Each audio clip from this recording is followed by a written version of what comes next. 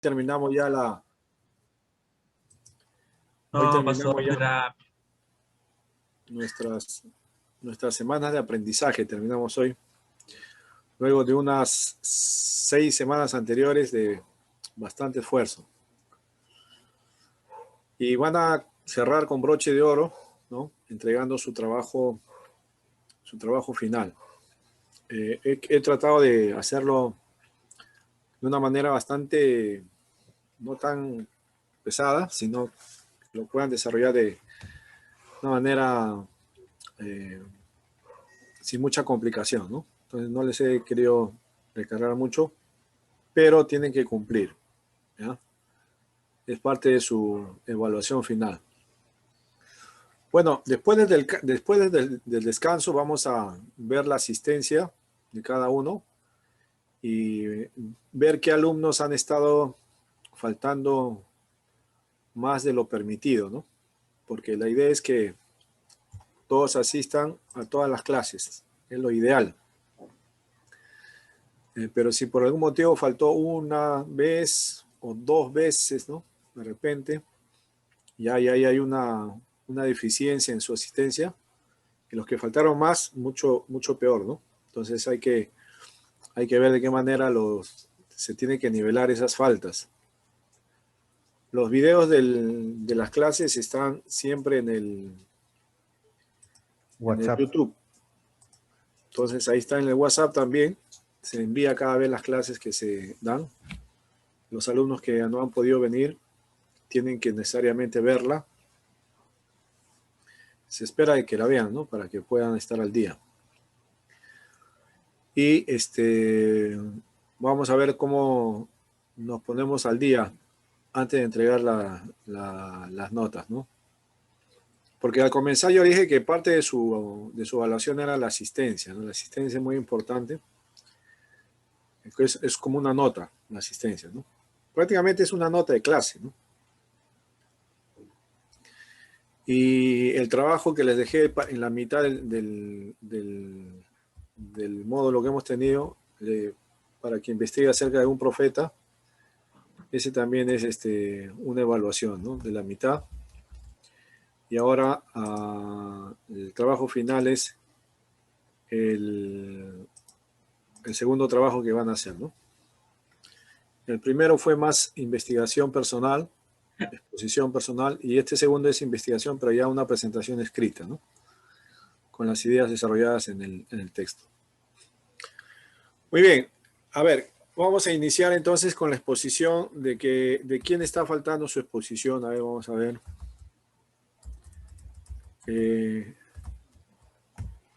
Wilson. Pastor, dígame. Tú eres el único que falta, creo. Sí. Ahorita, Pastor, lo puede ser quizás antes de culminar la primera hora. Ya. No, Pastor, vamos a disculpe, iniciar con lo tuyo nomás, porque después del descanso vamos a ver otros asuntos. Otros asuntos. Sí. Pastor, Pero, yo a soy ver, Julio, no hice exposición de días. a ver, voy a ver quién falta. Justamente estoy en esto de... Alexis, ¿está Alexis? No, se fue. I'm here, pastor. Alexis, la lista, por favor, ¿tienes a la mano? A ver, voy a abrirlo un ratito. Me puse sembrando unos libros ahorita. A partir de las 8 mejor, pastor. A ver, un ratito se me acaba de dejar todo aquí. 8:30. Si lo tienes ahí un ratito. Sí, sí, a ver, sí, lo tengo acá. A ver, está en la junta está el CEP de alumnos. A ver, ratito. Lo que pasa es que me he cambiado de WhatsApp. Estoy con otro tipo de WhatsApp ahorita, así que voy a buscar. Ah, ya. Ya, Estás en el plus. Carga, pastor.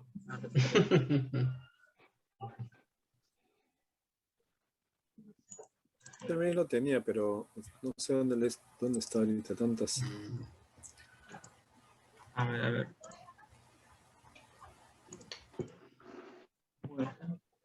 Voy a buscarlo en mis documentos, pastor. Un ratito, por favor. Sí, acá lo hay. En el WhatsApp también estoy mirando. Ya, pero a ver, mientras va buscando Alexis, Yo sé que Wilson falta, ¿no? Wilson falta. Ahora me dice que Julio César Blas también falta, ¿no? Sí, pastor. Ya, Julio, ¿qué te tocaba a ti? El profeta Díaz. Abdías, ya. Sí. ¿Quién más de la sala está sin exposición? Creo que todos los demás ya tienen. Luis Bobadilla. Luis Bobadilla tampoco tiene exposición. Luis Bobadilla está presente. Luis Bobadilla. A ver, hermano Luis, trate de conectarse con el audio para ver si está su exposición también ya lista. Iván Guerra, bueno, Iván Guerra ya parece que Caput. se fue, estaba con nosotros, pero no era de nosotros, dice, ¿no? Se fue de vacaciones. Y bueno, Miguel Arturo Moria explicó a nuestro hermano que está en provincia un poco difícil. De que Pastor, pueda... ya lo encontré. Ya. A ver. Bueno, voy diciendo, me dice si lo viste o no lo viste, pastor, a ver quién falta. El hermano José Luis Mejía, con el libro de Isaías. La hermana Aide Pino, Jeremías. El hermano Leoncio, con el libro de Ezequiel. El hermano Pablo Lezameta, con el libro de Daniel.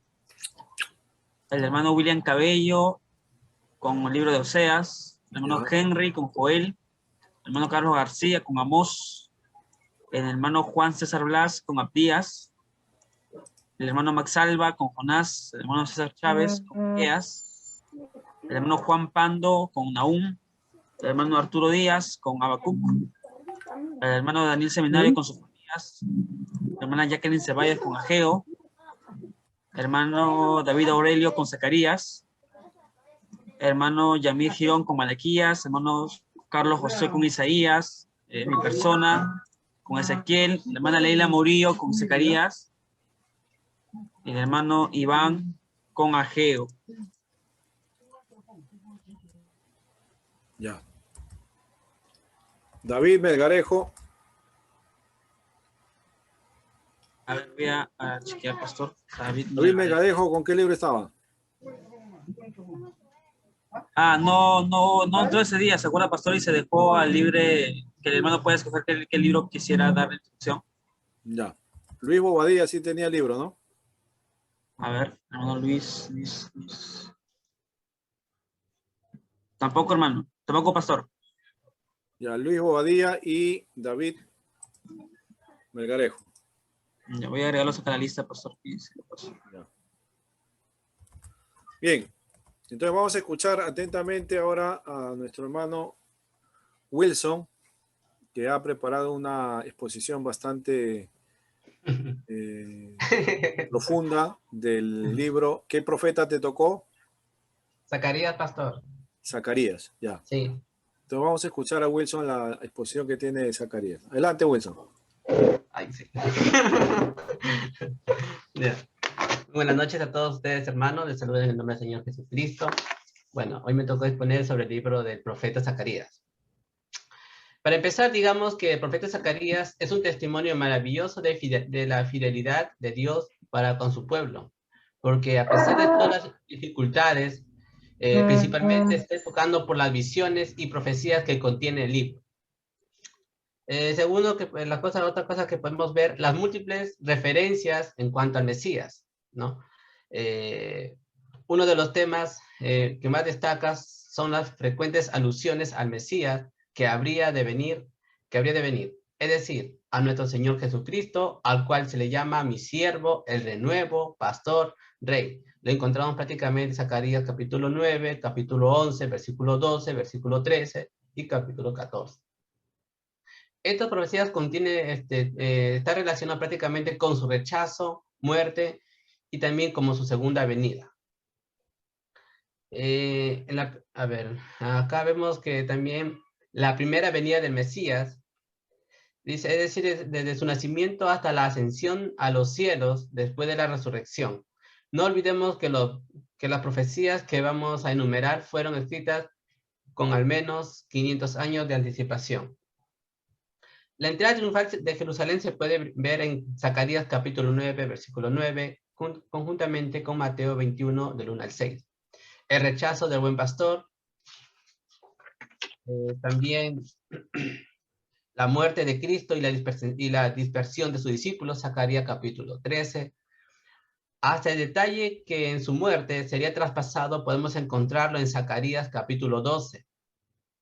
Es solamente algo figurativo, ¿no?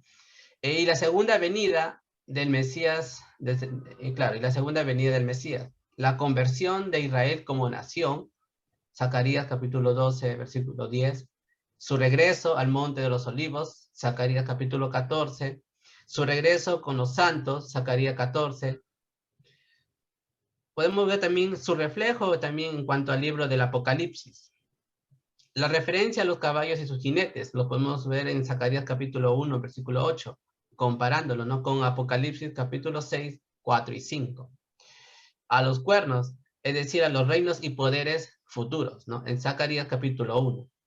También hace referencia a los siete ojos, que están también en Apocalipsis capítulo 5 y 6, ¿no? A los 2 olivos, Zacarías capítulo 4, a los ángeles que guían y explican las visiones, las vestiduras provistas por Dios, y también hace la referencia al traspasado, ¿no?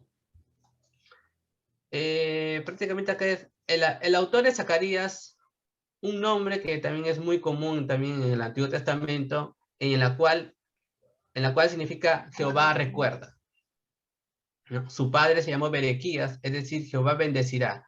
Y su abuelo, un sacerdote llamado Ido, que significa el tiempo establecido. Y lo podemos encontrar en Nehemías capítulo 12, versículos del 1 al 4. La suma del significado de los tres nombres ya son en sí un mismo mensaje hermoso, tanto para ellos como para nosotros, y refleja prácticamente el propósito del libro, ¿no? Jehová recuerda, Jehová bendecirá en el tiempo establecido. Y más adelante podemos ver en cuanto al libro de Zacarías, también la muerte también de Zacarías, ¿no?, que lo podemos encontrar en Mateo 23, de 35, que dice, ¿no?, que para que venga sobre vosotros toda la sangre justa que se ha derramado sobre la tierra, ¿no?, desde la sangre de Abel, el justo, hasta la sangre de Zacarías, hijo de Berequías, a quien matasteis en el templo y el altar, ¿no? Prácticamente ahí podemos ver de qué manera muere, ¿no?, de Zacarías, ¿no? ¿A quién se dirige prácticamente esta parte de la Zacarías? Se dirige prácticamente a aquellos judíos que habían vuelto del destierro junto a Zorobabel y Josué tras el edicto de Ciro, rey de Persia.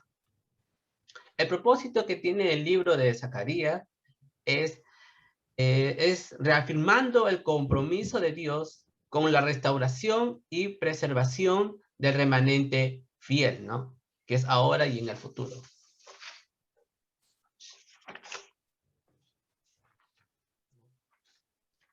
Y también, a ver, ¿dónde quito?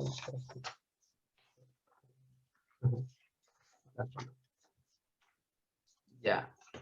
También podemos ver prácticamente insistiendo en el propósito firme de hacer en Jerusalén, el lugar de sus pies prácticamente, ¿no? Encontramos en Zacarías capítulo 6, versículo 12 al 13. También tiene como el programa divino para la restauración de Israel. Encontramos prácticamente un bosquejo profético también ahí, en la medición de plomo, ¿no? Presentándose al menos como en 56 ocasiones a lo largo del libro, Jehová de los ejércitos, el Señor Todopoderoso, ¿no?, según la Septuaginta, aquel cuyo propósito nadie puede desbaratar. Prácticamente a veces tenemos que ver también por qué tenemos que leer Zacarías, ¿no? Prácticamente es hermoso leer las profecías con respecto al Mesías, nuestro Señor Jesucristo, ¿no? Nos da confianza y aliento. Es un libro que nos ayuda a entender las cosas que están por suceder al fin de los tiempos desde la perspectiva de Israel. También podemos encontrar viendo cómo Dios se preocupa por su pueblo de Israel, ¿no? Cómo se muestra cercano y sensible a la situación en la que se encuentra, ¿no? Y de ahí más adelante podemos encontrar un bosquejo, ¿no? Empieza de esta manera, ¿no? Mensajes durante la reconstrucción del templo, capítulo 1 al 8, mensajes posteriores a la reconstrucción, capítulo 9 al 14. En estas dos grandes secciones se divide prácticamente el libro de Zacarías, ¿no? Y aquí podemos ver, aquí les voy a empezar a dividir, ¿no? Los mensajes durante la reconstrucción del templo encontramos del capítulo 1 al capítulo 8. ¿Cómo? El llamado de arrepentimiento de Zacarías, capítulo 1, las visiones de Zacarías, capítulo 1, al capítulo 6 al 15, las visiones respecto a la reconstrucción del templo, el varón entre los mirtos, los 4 cuernos y los 4 carpinteros, el cartógrafo, el tizón arrebatado el incendio, el candelero de oro. Vamos viendo también las visiones respecto a la transformación espiritual del pueblo, ¿no? El rollo volante, la mujer de Inelefa y los 4 cuernos, ¿no? La coronación también de Josué, las preguntas respecto a los ayunos, la consulta de la delegación y la respuesta de Dios, ¿no? Para quienes ayunaban a la causa del exilio, Dios promete restaurar Jerusalén, el lamento se transforma en gozo, ¿no? Y de acá podemos encontrar los mensajes posteriores a la reconstrucción, profecías que tocante al futuro, que encontramos del 9 al capítulo 14. La primera profecía del 9 al 11, Israel bajo el dominio de Grecia, del 9 al 10, Israel bajo el dominio de Roma, capítulo 11, y la segunda profecía, Zacarías del 12 al 14. El conflicto final en torno a Jerusalén, del 12, del 1 al 14, la purificación de la tierra, capítulo 13, versículo 1 al 9, y regreso y reinado del Mesías, capítulo 14, del 1 al 21. Eso sería todo. Muy bien, gracias, Wilson. Ya. ¿Se han dado cuenta que el profeta Zacarías tiene bastante información sobre la escatología, ¿no? Los eventos finales, y apunta bastante a lo escatológico del Apocalipsis y también en relación a lo del Mesías, ¿no? Entonces, todo estudiante que quiere conocer un poco más de cerca los eventos finales y sobre todo el entendimiento claro de las profecías en el Nuevo Testamento de los tiempos del fin y cómo entenderlo, tiene que conocer bien el libro de Zacarías. Zacarías es de lectura obligatoria para todos los que quieran comprender mejor los eventos del Apocalipsis, ¿ya? Para tener una interpretación más correcta de lo que se dice ahí. Gracias, Wilson. Ya, pastor. Muy bien. El hermano está Julio César Blas también. Julio, ¿has alistado ya tu exposición?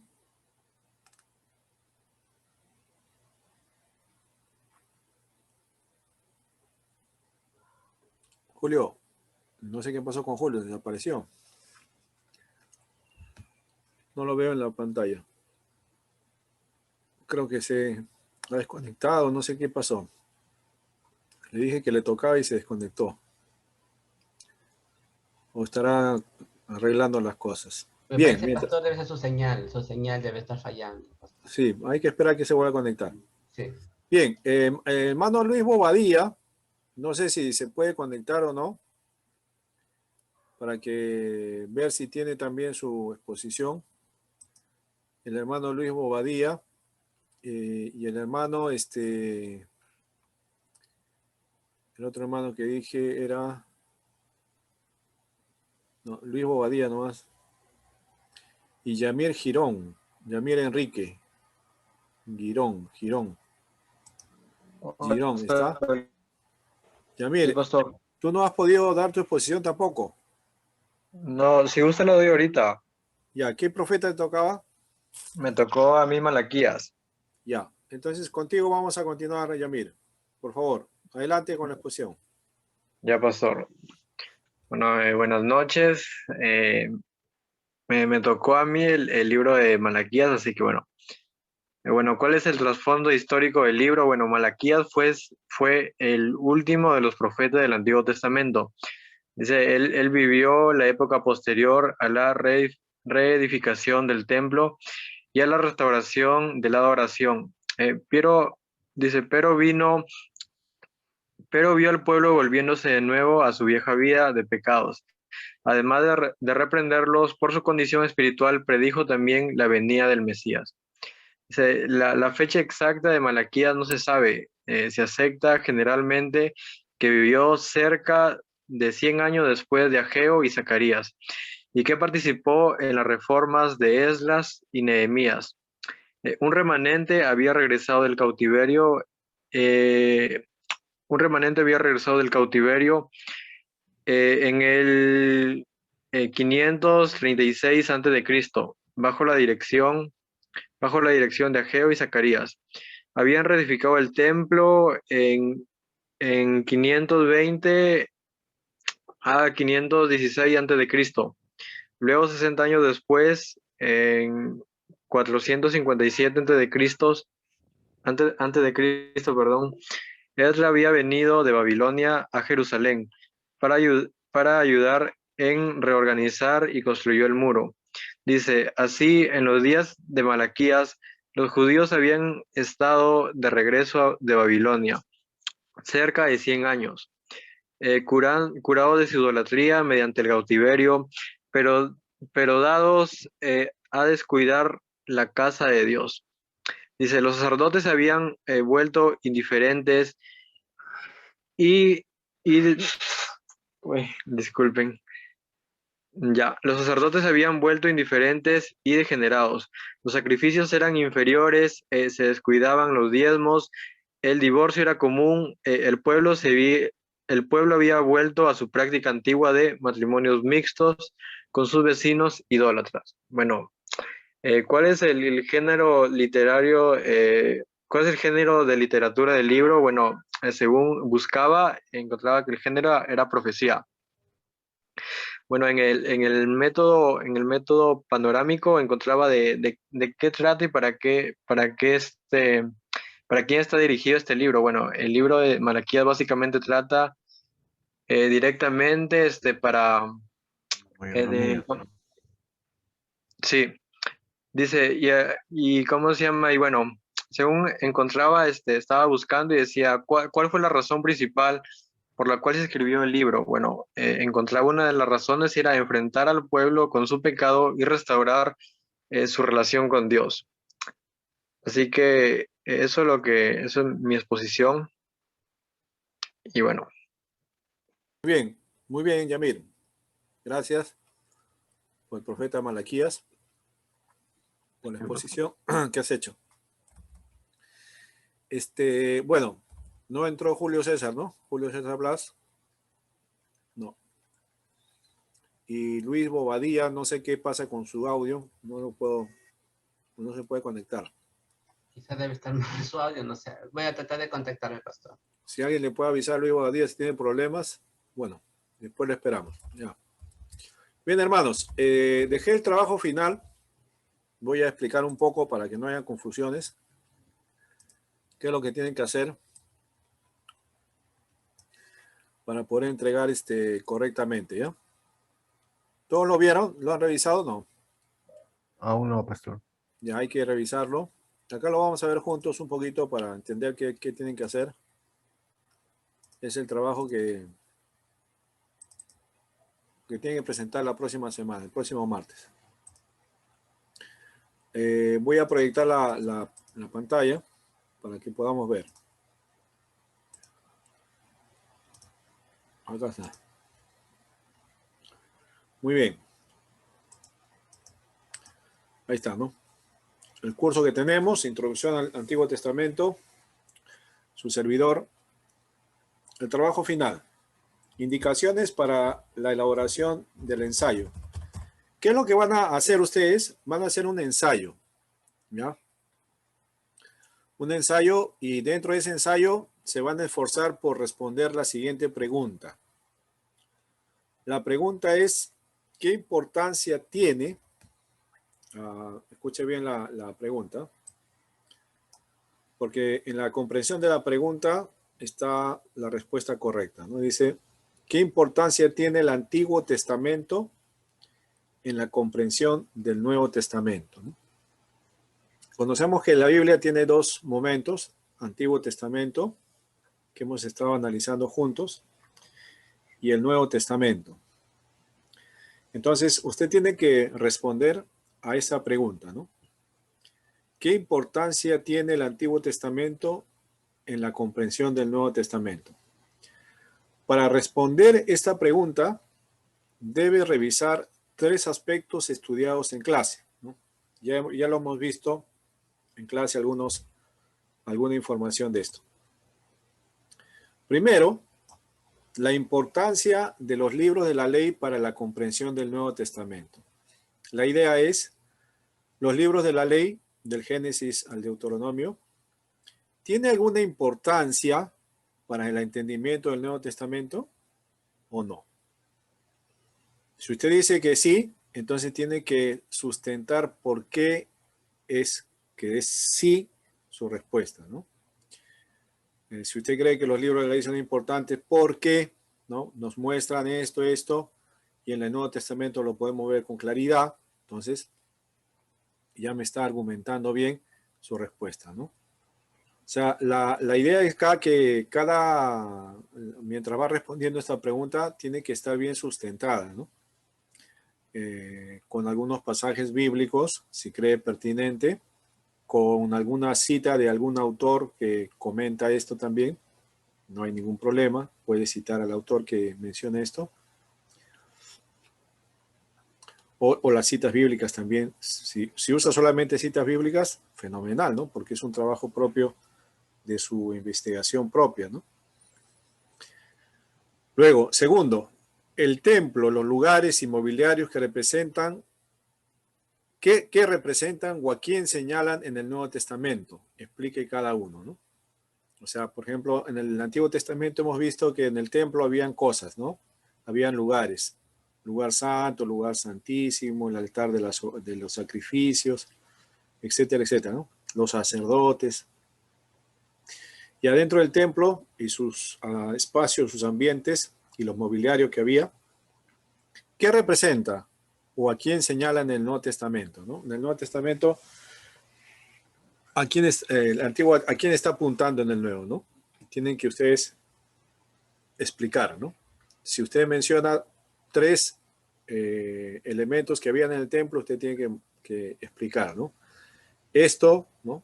Está apuntando al Nuevo Testamento y está representando a tal, ¿no? O está prefigurando a tal, ¿no? A tal cosa. Luego, 3. Dice, la promesa dada a Abraham, ¿no? ¿Cómo se cumple en el Nuevo Testamento, ¿no? La promesa dada a Abraham, que está en el Génesis capítulo 2 en adelante, ¿se cumple en el Nuevo Testamento o no se cumple, ¿no? Entonces, sí se cumple, ya. ¿Por qué? A ver, demuestre que sí es así, ¿no? Ah, sí, porque acá, dice allá, empieza a argumentar usted, ¿no? Empieza a sostener eso. Entonces, el trabajo va en esa dirección, ¿no? Tiene que hacer un ensayo para responder esa pregunta, ¿no? ¿Qué importancia tiene el Antiguo Testamento en la comprensión del Nuevo Testamento, ¿no? Entonces, y lo va a hacer considerando estos tres aspectos, ¿no? Los libros de la ley, el templo y sus lugares, su mobiliario, y la promesa dada a Abraham, ¿no?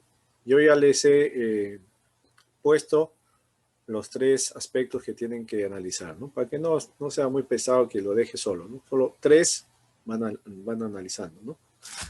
Y hemos comentado, hoy vamos a hablar un poco de esto, de este tema, sobre el Antiguo Testamento, la importancia del Antiguo Testamento, etcétera, etcétera, ¿no? Hoy vamos a tocar esto y con esto le va a dar una idea más sobre el trabajo que tiene que hacer. ¿Cuándo es la fecha de entrega? La fecha de entrega es el 22 de junio, o sea, el próximo martes. ¿Hasta qué hora puede entregar, pastor? Hasta las 11:59 de la noche. Allá se cierra ya el libro de la vida. Ahí se cerró hasta las 11:59, pueden llegar los trabajos, ¿no? Ahora, hermanos, el trabajo envíenlo a mi WhatsApp personal. No lo pongan en el grupo de seminario, ¿ya? Directo a mi WhatsApp. Ahí. Trabajo que no llega al WhatsApp, trabajo que ya no lo voy a leer, ¿eh? Ahí el WhatsApp. Yo voy a leer cada trabajo porque yo leo los trabajos que ustedes hacen cuando escriben. Voy a leerlo. Procure no copiar y pegar. ¿Ya? Busca en internet, copio y pego y mando. No, procure no hacer eso, porque yo tengo un método para detectar si todo lo que ustedes han puesto es de algún lugar del internet, lo han copiado nomás, ¿no? Ni lo han leído de repente. Entonces, para evitar eso, usted busque la información, sí, si quiere buscar información en la internet, puede hacerlo. Léalo y usted analícelo y con sus palabras vaya explicándolo, vaya argumentando, vaya sustentando, ¿no?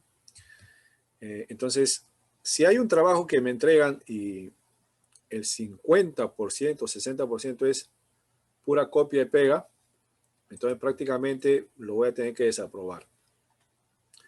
Trabajos no tienen que tener mucho copiar y pegar, tienen que ser redacción suya, ¿no? Si quieren citar, citan, ponen el texto que están citando, literalmente como lo han encontrado, y luego usted sigue su redacción personal, ¿ya? Esa es la sustancia del trabajo, ¿no? Yo lo Pastor, leo, una no pregunta, sé, yo ¿puede lo ser leo. cita parafraseada? Puede ser una cita parafraseada, exactamente. Yo he detectado así varios alumnos que han copiado y pegado, ¿no? Incluso se han prestado los trabajos, ¿no? No vale prestarse tampoco. O sea, préstame tu trabajo y salen dos trabajos idénticos, ¿no? No. Cada trabajo es personal, independiente el uno del otro, ¿ya? Para bien suyo, pues, ¿no? Para bien. Yo sé que Satanás los va a tentar, en el camino los va a tentar, yo sé, pero he orado al Señor para que cuando llegue la prueba no caigan, ¿ya? Así que hagan su esfuerzo, porque es el último trabajo, ¿no? Es el trabajo final del curso. Entonces, póngale un poquito de dedicación para que lo haga bien, ¿ya? Y al final, el que se va a beneficiar es usted, ¿no? Bien, ¿se entendió lo que tienen que hacer, hermanos? A ver, una pregunta ya para que quede claro esto. Porque no voy a hacer que después me diga, pastor, no hice el trabajo, no entendí. Bueno, otra Pastor, por posibilidad favor, le doy. ¿podría mandar eso por el WhatsApp un ratito para poderlo revisar? Porque yo estoy por el celular. Lo mando al WhatsApp el archivito, ¿ya? Sí, por favor, Pastor, pastor. Pastor, con las actividades que ya mandamos anteriormente, ¿cómo podríamos saber cuál es nuestro puntaje o nuestra nota de cada una? Sí, al final cuando me entreguen su trabajo final, yo les voy a dar su nota final también. Sí. Sí. ¿De los trabajos anteriores también? Claro, cada uno tiene su calificación independiente, pues son notas personales. Pues. No he hecho grupos, solo cada uno tiene su nota, pues, ¿no? Personal. Ya, lo estoy volviendo a mandar al grupo del seminario, ya, para que lo puedan ver. Es el último documento que ha llegado en la lista de mensajes. Quiero asegurarme entonces de que todo está claro, ¿no? Hermana Aide, ¿todo está claro para usted? En el punto 3, pastor, me gustaría que vuelva a explicar.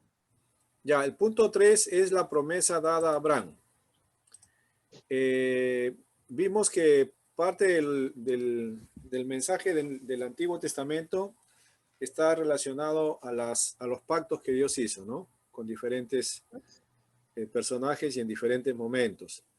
Uno de esos pactos fue el pacto con Abraham, donde se le dio una promesa, ¿no? Dios le dijo a Abraham que él iba a hacer de él una nación grande, lo iba a bendecir y en él serían benditas todas las naciones de la tierra, ¿no? Hablando de un alcance universal. La bendición de Abraham tenía que tener un alcance universal, o sea, todas las naciones. Ya. Ahora, esa promesa se cumple en el Nuevo Testamento, se cumple Y si se cumple, ¿de qué manera, ¿no? ¿Cómo se cumple esa promesa? Entonces, ese es su trabajo, ¿no? Investigar cómo, si es que se cumple la promesa de Abraham en el Nuevo Testamento, ¿de qué manera, ¿no? ¿De qué manera se cumple esa promesa dada a Abraham, ¿no?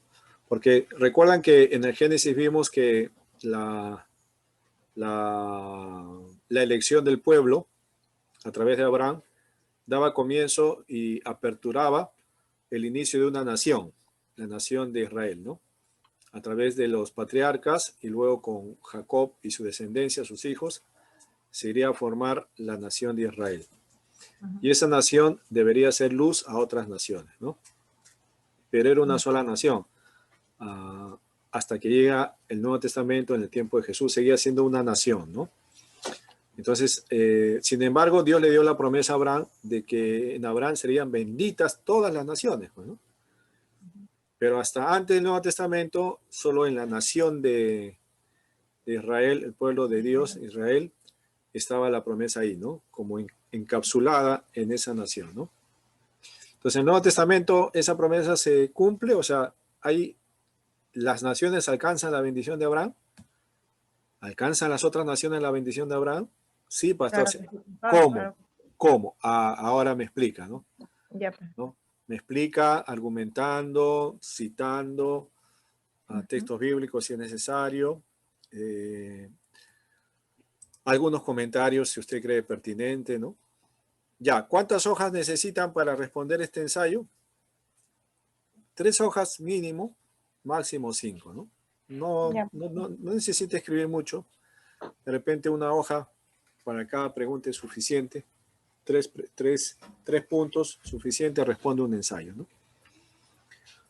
Académicamente, normalmente un ensayo consta de 7 páginas, ¿no? De texto, puro texto, ¿no? Aparte de sus portadas y todo eso, su bibliografía, introducción y todo eso. Pero por ahora es un ensayo pequeño, ¿no? Un ensayo de 3 hojas, suficiente. Si le sale 5, también, pues, ¿no? Pero trate de organizar bien su información, ¿ya? Trate de organizar y sobre todo balancear bien lo que está de la manera como presenta su ensayo. Si para la primera parte, ¿no? Primer punto, usted usa una hoja y media, el segundo punto debe ser casi igual, ¿no? Debe tener casi el mismo peso cada punto que usted va a tratar, ¿no? Porque a veces uno dedica 2 páginas para responder un punto y el segundo punto media página nomás, ¿no? Entonces no hay balance, pues, en la información. Normalmente un ensayo tiene que tener bastante proporción, ¿no? Si son 3 puntos que se va a tratar, bueno, cada punto tiene que tener más o menos el mismo porcentaje de texto, ¿no? Esa es la idea, ¿no? Académicamente, ¿no? Para que sea un buen trabajo. Ya, y no olvide citar la bibliografía que está consultando. Y si cita alguna página en internet, mencionarme ahí de dónde está sacando esa información, ¿no? Ahí copia el enlace de la parte superior de la página web y lo pone al pie de página, ¿no? En el pie de página le pone de dónde me está sacando eso. No olvide.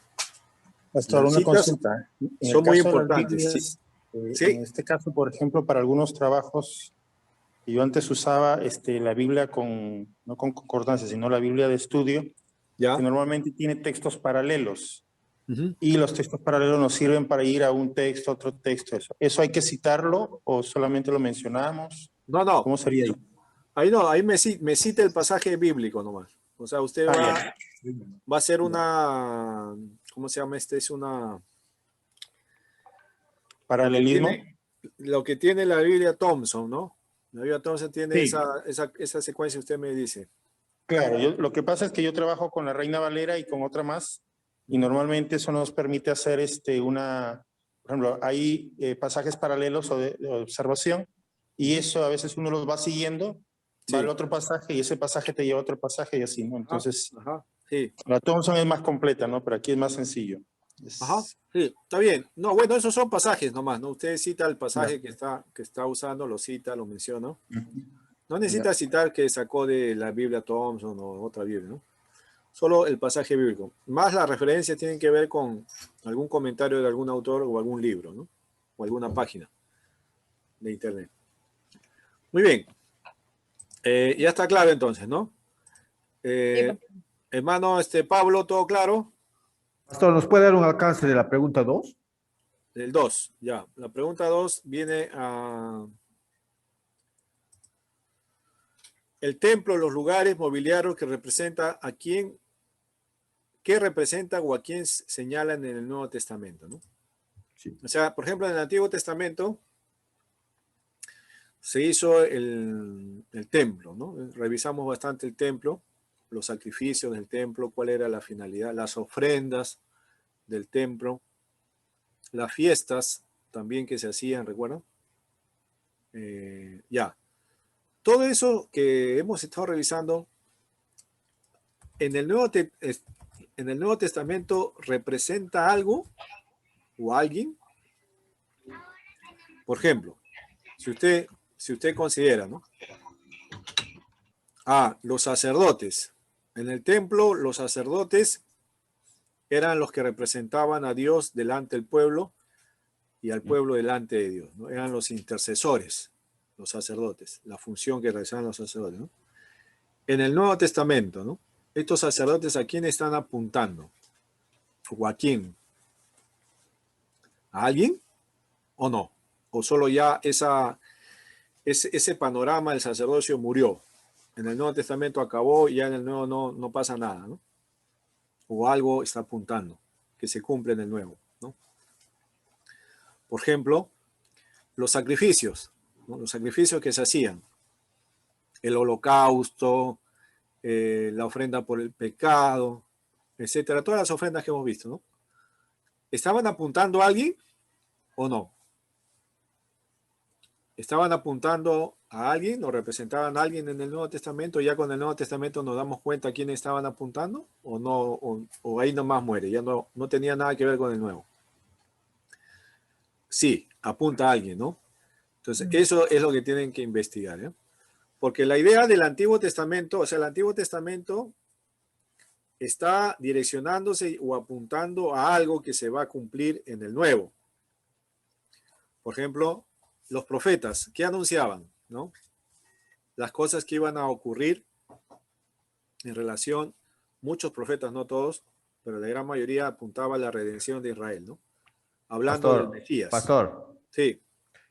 La pregunta 2, pero es un poco más amplia, pastor. Claro, es que no, de ahí no van a tomar todos, pues, ¿no? Sino van a tomar dos o tres elementos del templo, objetos o mobiliarios del templo, que ustedes elijan, ¿no? No todos, pues, si van a tomar todo lo del templo, va a salir bastante, pregunta, ¿no? Claro. No, ustedes toman, por ejemplo, yo, ¿no? Estoy haciendo mi trabajo y quiero tomar el arca del pacto, ¿no? El arca del pacto en el Antiguo Testamento era esto, representaba esto, pero en el Nuevo Testamento ahora lo vemos que está representando o está apuntando a esto, ¿no? Y ahí lo sostiene, ¿no? Porque acá se nota, acá dice, etcétera, etcétera, ¿no? Ya, pastor. Ya, no todos los elementos, pues pueden elegir 2 o 3 nomás, pues, ¿no? Perfecto. Bien. Entonces, ya está claro, ¿no? César, todo claro, no hay problema. Buen trabajo entonces va a salir, ¿no? Pastor Luis. Sí. El número 1, la importancia de los libros y las leyes de la profecía del Nuevo Testamento. ¿Estamos hablando del Nuevo Testamento nomás? ¿O estamos hablando del Nuevo Testamento? Libro de la ley. No, o sea, los libros de la ley, ¿no? ¿Para qué fueron dados en el Antiguo Testamento, no? Ya. Ya hemos visto, los libros de la ley tenían el propósito de separar a la nación para hacer un pueblo santo, ¿no? Hacer un pueblo diferente. Era la señal del pacto que Dios había hecho con Moisés, etcétera, etcétera, ¿no? Ahora, esos libros de la ley tienen un propósito y cumplimiento en el Nuevo Testamento. Claro. Ya, eso tienes que responder. Sí. A ver, ¿qué? ¿Cómo? Esto, en esto, en esto, en esto, en esto, en esto, en esto, ¿no? Y lo vas explicando. Ya. Por ejemplo, Pablo hace toda una disertación de la ley, ¿no? Y dice que la ley no fue dada en vano. O sea, él no está diciendo que la ley no queda fuera del contexto cristiano, ¿no? El Nuevo Testamento no es que el Nuevo Testamento saca la ley de cena y la pone al lado, ¿no? No dice, no, la ley sí es buena y su cumplimiento se está dando en el Nuevo, ¿no? Pablo menciona eso, ¿no? Y que la ley tenía un propósito y ahí empieza a desarrollar, pues, ¿no? Entonces, todo eso tienen que ir explicando, ¿no? Una explicación, exacto, ya, Sí, de ya. término al comienzo de, digamos, qué es lo que quiere el Nuevo Testamento, pero también abarcando qué es lo que el Antiguo Testamento, Claro. la comprensión qué es lo que declara también el Nuevo Testamento, ¿no? Algo junto. Ajá, va relacionado, o sea, lo que se veía en el Antiguo Testamento y lo que ahora se entiende en el Nuevo, ¿no? Por eso es importante. O sea, Claro. la respuesta es sí. ¿El Antiguo Testamento es importante? Sí. Para la comprensión del Nuevo, sí, es importante. ¿Por qué? Eso tienen que responder ustedes. ¿Por qué, profe? No, dígame. Ya, esa es la investigación, ¿no? Ya, bien. No es muy difícil, es solo leer, encontrar bien las ideas y organizarlas y escribirlas, ¿no? Perfecto, pastor. Ya, muy bien, espero que puedan hacerlo bien. Voy a estar con mucha expectativa. Así que si hay alguna pregunta, me llaman nomás, ¿no? Me escriben, con todo gusto les ayudo, ¿no? Para que pueda salir bueno el trabajo.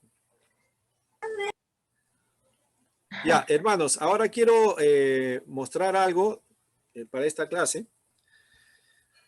Uno de los puntos importantes en el Antiguo Testamento, que quisiera ver a través de un videíto de 6 minutos más o menos,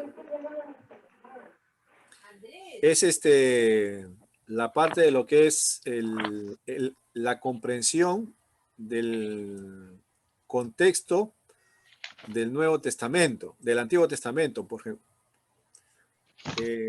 No hay que recordar que el Antiguo Testamento fue escrito en un escenario distinto al nuestro, ¿no?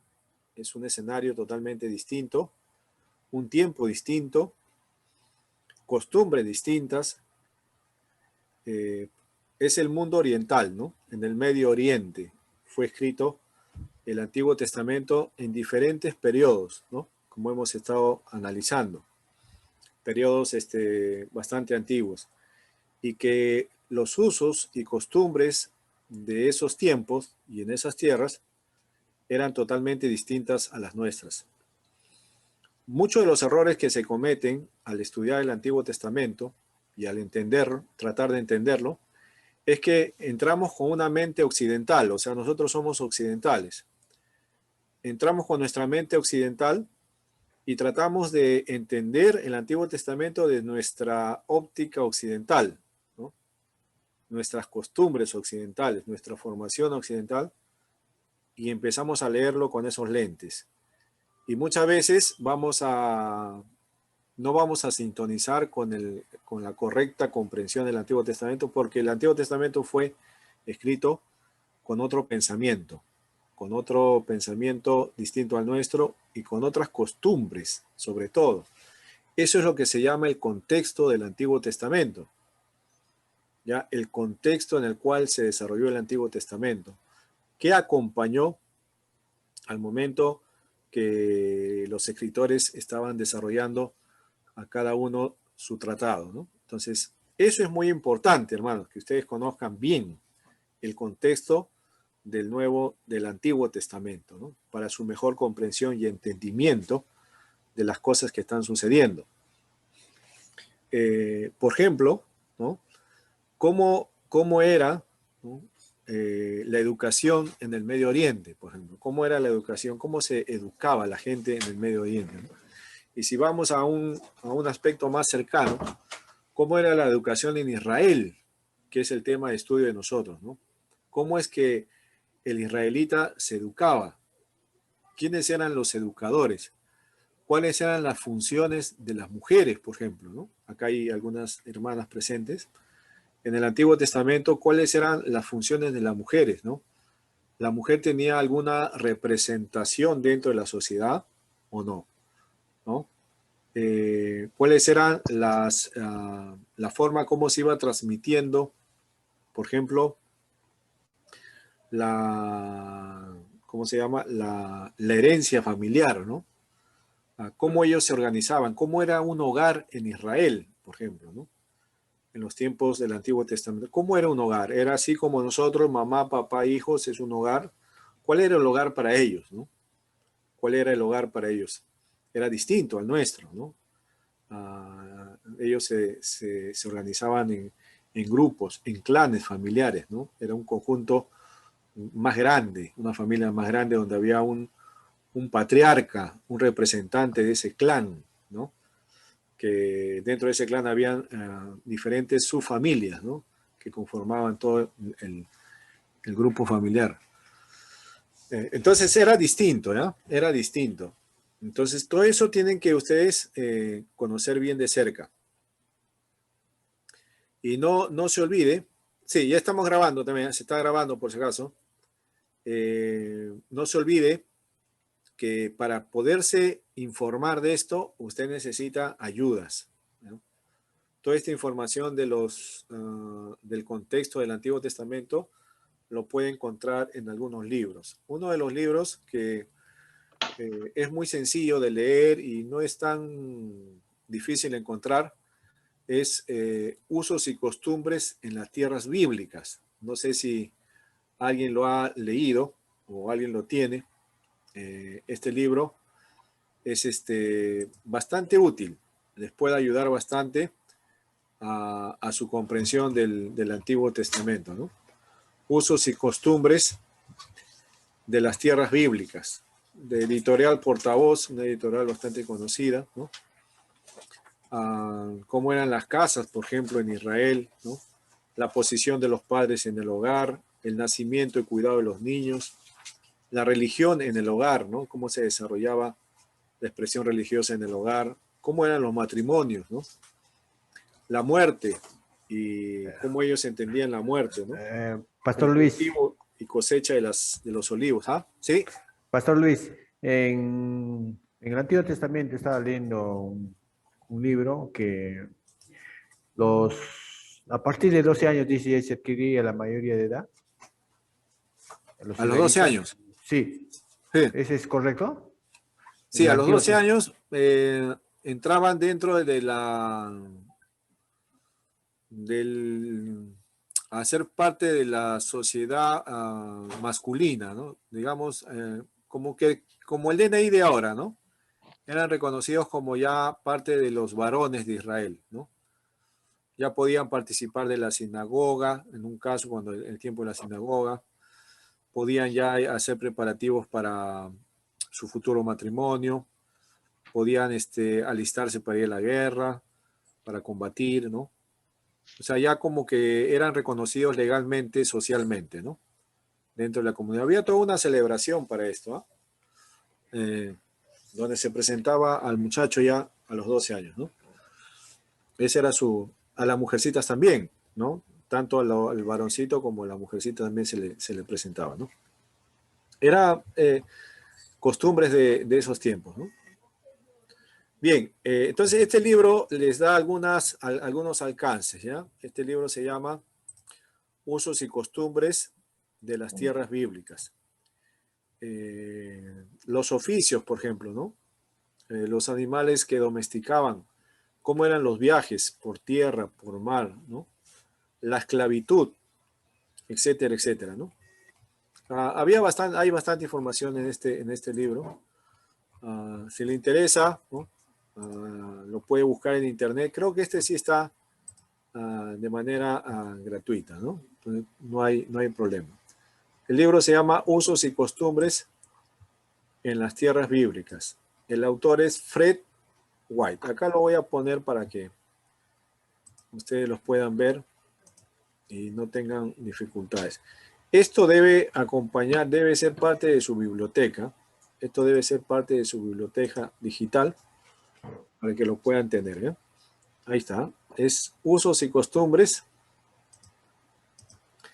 de las Tierras Bíblicas. El autor es Fred H. White, ¿no? Ahí está. Editorial Portavoz.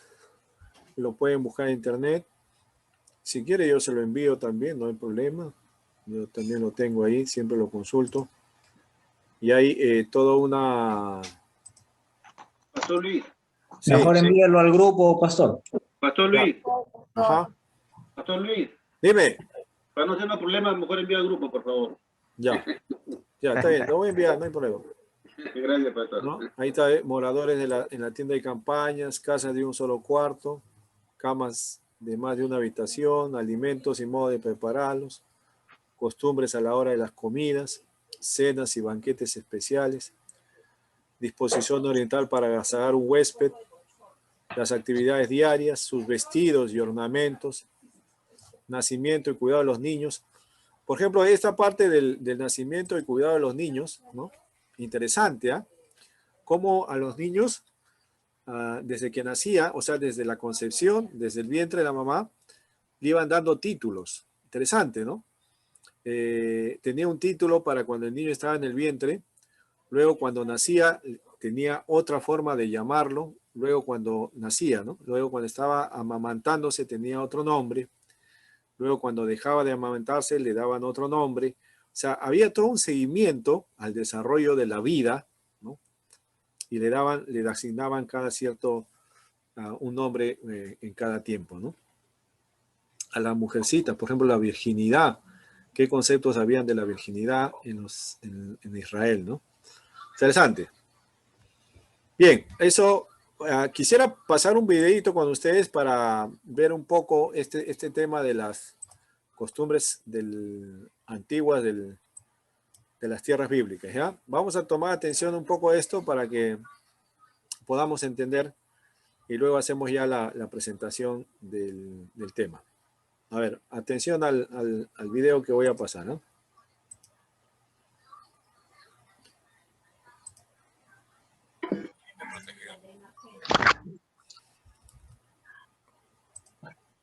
A ver, acá está.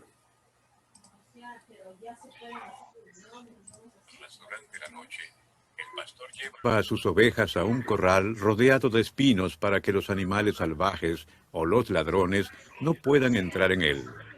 A veces, acuciado por el hambre, un animal podría saltar sobre el cerco de espinos y acosar las ovejas.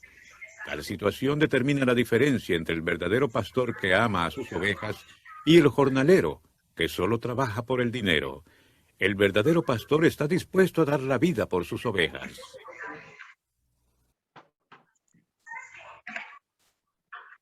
En el Medio Oriente, el pastor conoce a cada una de sus ovejas.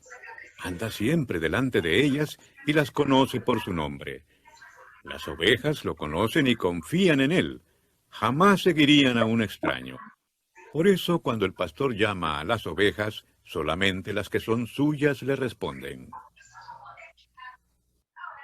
El Señor dio el mandamiento a Israel de que recogieran sus palabras y las conservaran en las manos y en los ojos. La interpretación de los judíos fue que debían copiar las palabras del Señor en pequeños pergaminos y colocarlos en cartuchos de cuero, que entonces se ataban sobre la frente y en los brazos cuando oraban. Estas eran llamadas filacterias. El Señor también mandó a Israel que agregaran flecos a sus túnicas para acordarse de cumplir sus mandamientos. A esos flecos debían cosérseles un listón azul, el color simbólico de los cielos, para que recordaran de dónde provenían los mandamientos. Al extender los flecos y aumentar el tamaño de las filacterias, los fariseos querían demostrar que eran más justos que los demás. Pero el Señor condenaba tan vanidosa ostentación. El antiguo Israel esperaba la venida de un Mesías o un Cristo. Ambos términos significan el ungido. En la profecía de Isaías, las palabras «me ungió» se refieren a la venida del Mesías, y cuando Jesús dijo «hoy se ha cumplido esta escritura delante de vosotros», estaba declarando ser el Mesías prometido. Los que se hallaban en la sinagoga lo veían solo como al hijo de un carpintero y quisieron matarlo por blasfemo. Para nosotros cada nuevo día comienza a la medianoche. En el antiguo Oriente Medio, el nuevo día comenzaba al caer el sol. Aún hoy quedan vestigios de esa costumbre cuando celebramos la Nochebuena el día antes de la Navidad. La noche y el día se dividían en 12 segmentos iguales llamados horas. Aunque el tiempo en realidad variaba de acuerdo con la época del año, el amanecer era alrededor de las 6 de la mañana. 3 horas después del amanecer era la hora tercera, es decir, las 9 de la mañana. Y la hora novena era eso de las 3 de la tarde. La noche estaba dividida en 4 secciones denominadas vigilias.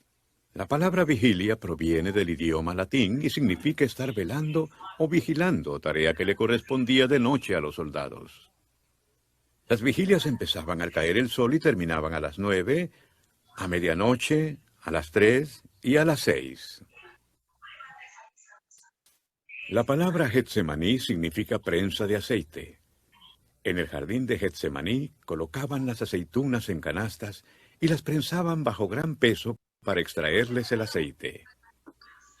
Existe cierta similitud entre este procedimiento y la expiación. En este mismo jardín, nuestro Salvador padeció bajo el peso de los pecados del mundo, por lo que derramó su preciosa sangre por cada uno de sus poros. Este acto de abnegado amor redimió a la humanidad de sus pecados. Entre los judíos, la sinagoga, dirigida por un grupo de ancianos locales, era el centro social, educacional y religioso de la comunidad. El que era excomulgado no podía entrar en ella y participar en actividades sociales. Si alguien declaraba haber sido sanado por Jesús en el sábado, los líderes de la sinagoga podrían haberlo considerado una blasfemia, una ofensa que merecía la excomunión. En los banquetes de la época del ministerio terrenal del Salvador, los comensales se recostaban sobre alfombras. El invitado de honor se sentaba a la derecha del anfitrión y los demás invitados, en orden de importancia, a su izquierda. Mientras comían, haciéndolo con la mano derecha, generalmente se apoyaban con el brazo izquierdo.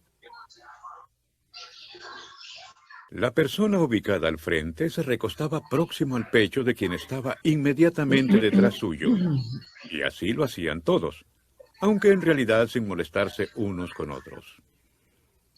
También era costumbre que un sirviente lavara los pies de los invitados mientras éstos comían.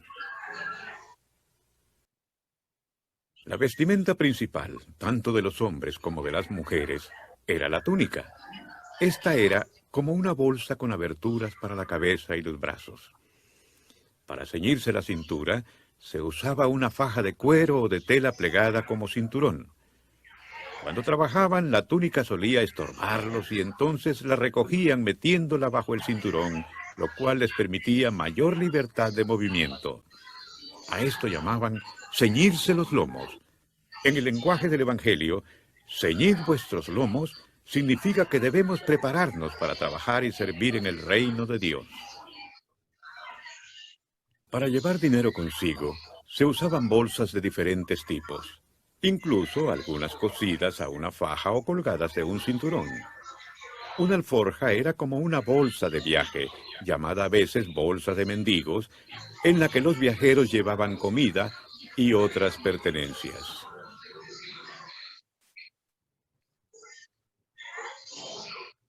El cilicio era un tejido áspero, similar a la arpillera, hecho con la crin de cabras.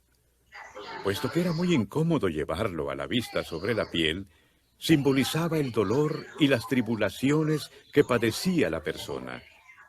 Y para demostrar su humildad, se echaba ceniza sobre la cabeza. El ayo o tutor a que se refieren las Escrituras era un siervo de confianza que tenía la responsabilidad de guiar al niño hasta que fuera adulto.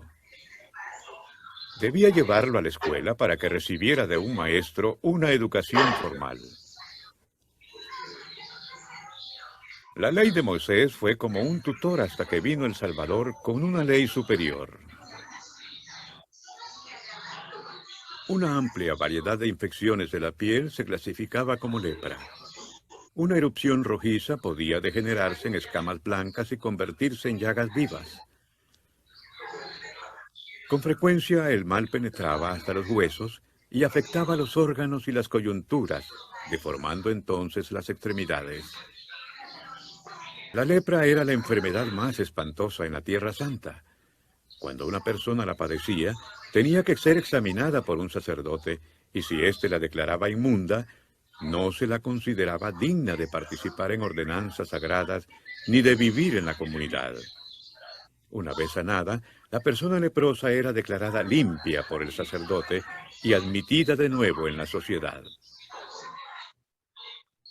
Antes de aprovechar el trigo, es necesario separar primero la paja de la espiga y extraer la semilla del pericarpio. Esto solía hacerse arrojando al aire el trigo y la paja con una horquilla especial o aventador. Siendo que la espiga es más pesada que la paja, esta volaba al viento mientras que la espiga caía a los pies del agricultor. Finalmente, lo bueno se recogía con una pala.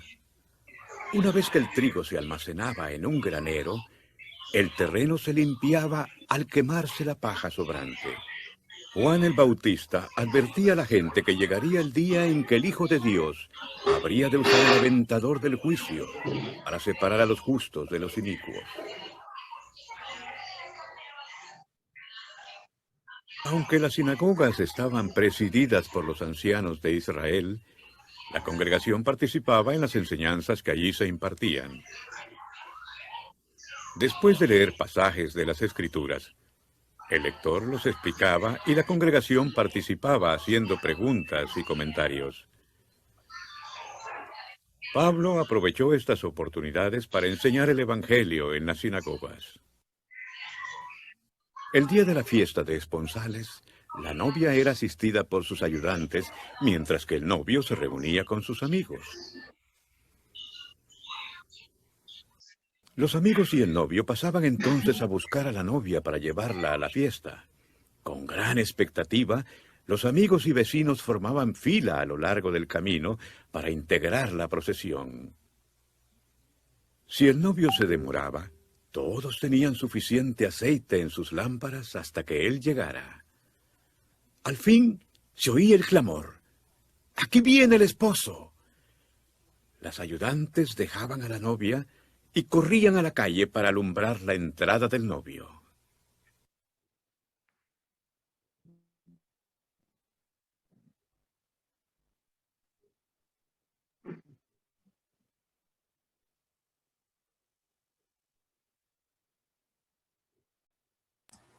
Muy bien.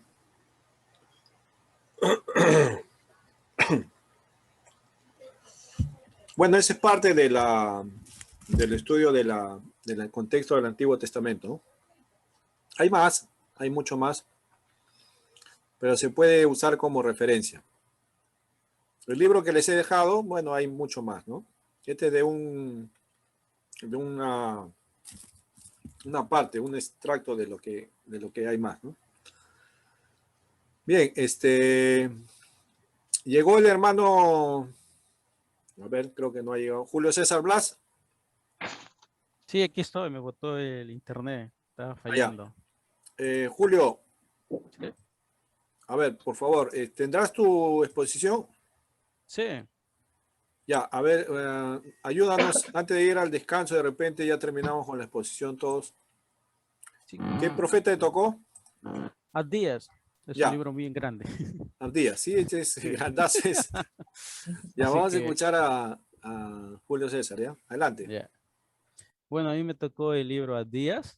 Este libro, cuando empieza, se identifica el profeta Abdías. Abdías significa siervo de Dios.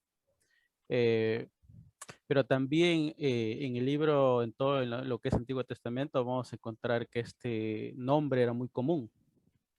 Por lo menos hay como 13 Abdías que se mencionan en el Antiguo Testamento. Entonces es un poco muy complicado, dicen muchos autores y eruditos, reconocer quién fue, ¿no? Podemos ver un Abdías en Primera de Reyes, capítulo 18:3, otro Abdías en Crónicas y también con Nehemías. Mayormente los que ellos dicen que Abdías posiblemente sea el inicio para la deportación o intermedio. No hay algo muy claro. Pero mayormente la profecía de Abdías es contra Edom, no es contra Judá ni Israel, sino contra Edom. Y Edom empieza con dos gemelos, que Jacob y Esaú, hijos de Isaac y Rebeca. Con ellos empieza, Esaú es llamado Edom porque se casa y queda ahí, más Jacob, pues sabemos que más adelante, después de Peniel, es cambiado el nombre y llamado Israel. Entonces vamos a ver que Edom siempre estuvo en contra de Israel. Vamos a ver, hay mucho de eso. Podemos ver también cuando Israel sale de Egipto, ellos no quisieron que pasara, diré, por sus tierras. Eso se ve en Números capítulo 20, versículos 14 y 21. Vamos a ver que Edom siempre también se rebeló con algunos reyes como Joram y de Judá. También los edomitas contra el rey Acab. Y mayormente Edom siempre fue piedra de tropiezo para el pueblo de Israel. El libro posiblemente fue escrito en el año 848 o el año 840 a.C. Abdías predice la destrucción sobre Edom y exaltación del pueblo de Israel. Mayormente por ahí podemos ver, diré, tres enseñanzas, que su primero es su inmortal, como dice el versículo 4, si te encarnecieras como águila y siempre las estrellas pusieras tu nido, de ahí te derribaré. Es una amonestación para el mal que se atrinchera donde quiere que esté. Podemos ver otro en el versículo 15, como dice las palabras, como tú hiciste se hará contigo, tu galardón volverá sobre tu cabeza. Este es un mensaje para todo lo que es Edom, que vive en pecado. Y el otro es el grito de esperanza y fe. El reino será de Jehová. Versículo 21. Le sitiará junto a los más grandes profetas soñadores de Israel. Y su bosquejo, como es un libro bien grande, está dividido en tres. La destrucción de Edom es inevitable, está del 1 al 9. La 2 es las razones para la destrucción, del versículo 10 al 14. Y el último es el día de Jehová, está cercano, que es del versículo 15 hasta el 21. Sus padres no se sabe, no hay mucha información de eso, ¿no? Eso es lo que pude encontrar. Ya. Muy bien, Julio. Julio César, muy bien. El profeta Abdías. Muy bien, gracias por la exposición. Bien, ya creo que con Julio acabamos ya toda la lista. El hermano Luis Bobadilla, creo que no tiene audio, no sé qué ha pasado con Luis Bobadilla, no tengo ningún mensaje, nada. ¿Alguien puede conectarlo con Luis Bobadilla? Le avisa, por favor, que estamos en espera. Y el hermano David Melgarejo también no ha dado respuesta. Parece que el audio también está mal de David. Bien. Antes de irnos al descanso, hermanos, vamos a ver la asistencia, ¿ya? Por favor, este es muy importante para mí porque hemos estado ya trabajando el tema de la asistencia y alumnos que no han podido estar asistiendo con frecuencia. Tenemos que ver de qué manera le tenemos que ayudar para que no puedan perjudicar su evaluación. Poniendo la asistencia. Alexis. Presente, pastor, presente. Ya, Alexis, tú has faltado, a ver, yo te digo, tú has faltado una clase, ¿no, Alexis? Sí, pastor, si no me equivoco fue la semana pasada. Sí, una falta tienes, Alexis. Oh. En el caso de Alexis, tendrías que ver el video de la clase nomás. No hay mucha dificultad ahí. Puedes recuperarlo viendo la clase, ¿ya? Julio César, tú has faltado 3 veces, ¿no? ¿3? Lo que pasa es a veces yo estaba en la primera clase, pero en la segunda ya no he podido por motivo de internet. Ya, yo tengo acá que has faltado en 3 ocasiones. De repente has faltado 2 ocasiones, creo, completas, ¿no? Sí, eso sí, muy seguro, pero las otras no. Sí, dos ocasiones completas has faltado. Bueno, tienes que recuperarlo mirando los videos ya, Julio. Ya. De cada clase. Bueno, Luis Bobadilla, no tengo señales de vida de Luis Bobadilla. Ahí está presente, pero no hay respuesta. William Cabello. Hermano William. Presente. William, tú dime cuántas clases falta. Una, creo, ¿no? Pastor. Una, ¿no? Falta, no tengo falta. ¿O te fuiste a la mitad de la clase? ¿Cómo fue? Tengo yo acá una que está con falta, o de repente te saliste de la mitad de la clase, o como de repente pasó algo. Pero tú has estado presente, creo, en casi todas, ¿no?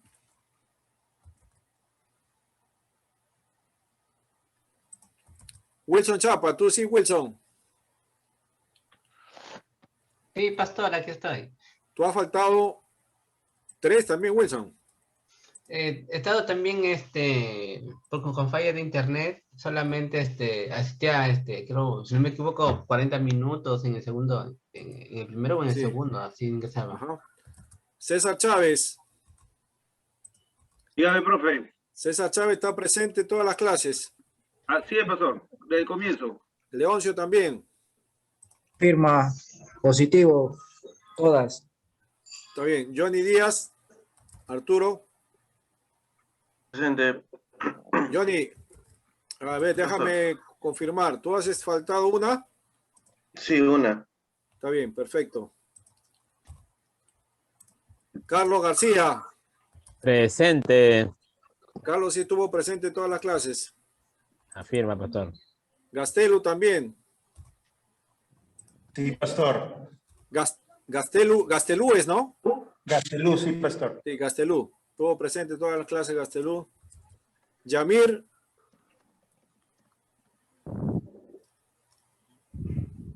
Yamir no lo veo, pero sí estuvo presente. Henry González estuvo presente también. Henry. Pastor, Yamir a veces tiene problemas de su internet. Presente, pastor. Buenas noches. Henry, tú sí has estado presente en todas las clases, ¿no? Sí, pastor. Ya, muy bien. Pablo Lezameta. Presente, también pastor. presente. Presente, pastor.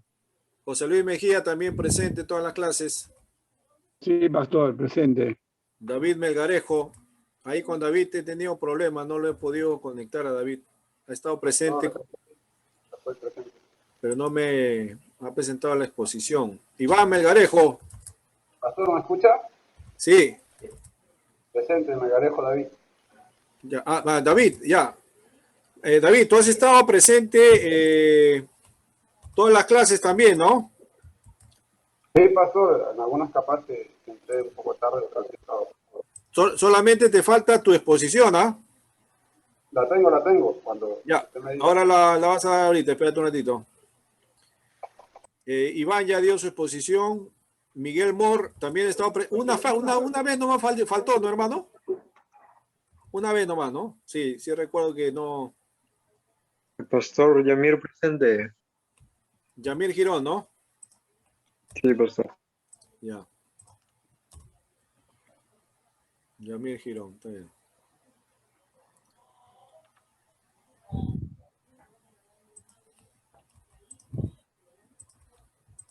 Perfecto. Ahora escuchamos la David y Miguel Arturo. Bueno, ya está. Leila. Leila también tuvo todas las clases presentes, ¿no, Leila? Sí, también. Ya. Juan Pando también estuvo presente en todas las clases. Aide, hermana Aide también estuvo presente en todas las clases. Sí, pastor. Luis Seminario. Luis Seminario, no lo veo hoy día, pero sí estuvo asistiendo Luis Seminario. Ahí está, sí, ya lo vi. Sí, Daniel, está como Daniel, ¿no? Sí. Está bien, perfecto. Jacqueline Ceballo también está presente en todas las clases. Presente, pastor. Sí. Y nuestro amigo Max. Presente, maestro. Max estuvo también, desde que inició estuvo presente. Muy bien. Entonces solamente nos falta escuchar la exposición de Iván. Perdón, de David. Ya, David, toda la sala es tuya. ¿Me escucha, pastor? ¿Se escucha bien? Sí, perfecto. Listo. Buenas noches con todos. Me tocó exponer el libro del profeta Zacarías. Según lo que he podido investigar, el nombre Zacarías significa ya ha recordado. Es una abreviatura de Yahweh, Señor. Este libro Zacarías es contemporáneo de Ageo. Ambos profetas realizaron su ministerio durante el reinado del rey Darío, rey persa que sucedió al trono de Ciro. Zacarías y Ageo son mencionados juntos con Esdras, en Esdras 5, capítulo 5 y Esdras capítulo 6, como si hubieran compartido su tarea profética. Se ocuparon de dos temas, la reconstrucción del templo y la restauración escatológica. El ministerio y el libro de Zacarías presentan diferencias importantes. En el texto el profeta prestó énfasis especial en la restauración escatológica. Sus decisiones y estudio literario hacen de él un precursor del desarrollo de la literatura apocalíptica del Antiguo Testamento. El libro consta de dos partes bien demarcadas, por lo que algunas escuelas plantean que se trata de dos libros diferentes y atribuyen la segunda parte, a partir del capítulo 9, a un Deutero Zacarías. Los primeros 8 capítulos son profecías fechadas, en su mayoría son visiones. Se destacan temas como el amor del Señor a Jerusalén y la reconstrucción del templo. Se destacan temas como también la importancia de la actividad del ser humano. Abundan datos biográficos, se profetiza la derrota de los enemigos de Israel y se enfatiza en la esperanza mesiánica. La segunda parte nos ocupa del templo. Los datos biográficos son escasos, no menciona los problemas de la comunidad post-exílica y asiste a la desaparición de la profecía. Su tema central es el triunfo del Señor al final de los tiempos, por medio del cual traerá liberación a Jerusalén, donde llegará un rey humilde que no montará caballo de guerra, sino un asno y hará paz a todo el mundo. Siguiendo la línea del profeta del Antiguo Testamento, Zacarías predica la conversión, recuerda las exigencias éticas del pacto que critica el culto vacío y sin justicia social. Enfatiza el mesianismo como una vara y un vástago para representar la figura de siervo. De la misma manera representa las esperanzas mesiánicas como el sacerdote coronado, Zorobabel hecho los cimientos del templo y terminaría su reconstrucción, pero de renuevo sería quien construiría el templo del Señor. El profeta muestra el advenimiento del Mesías acompañado de sufrimiento, quien trazará con su obra el camino de la purificación y la restauración del reino de Dios. El libro está escrito más o menos entre años 700 a.C. a 400 a.C. Eso todo pasó. Muy bien, gracias David. El profeta Zacarías nuevamente hemos escuchado entonces. Muy bien, hermano. Vamos a... Regresando, vamos a ver sobre el Antiguo Testamento, el tema del Antiguo Testamento, la idea central del Antiguo Testamento, el mensaje del Antiguo Testamento, puntos finales ya del tema de la introducción al Antiguo Testamento, ¿no? Y vamos a ver algunos aspectos del trabajo que le estoy dejando en las diapositivas que voy a mostrar, ¿ya? Entonces descansamos unos 15 minutos hasta antes de las 9, un cuarto para las 9. Regresamos después de tomar un cafecito o una hierbita, lo que tome. Bien, regresamos, no se vaya. Ya pasó.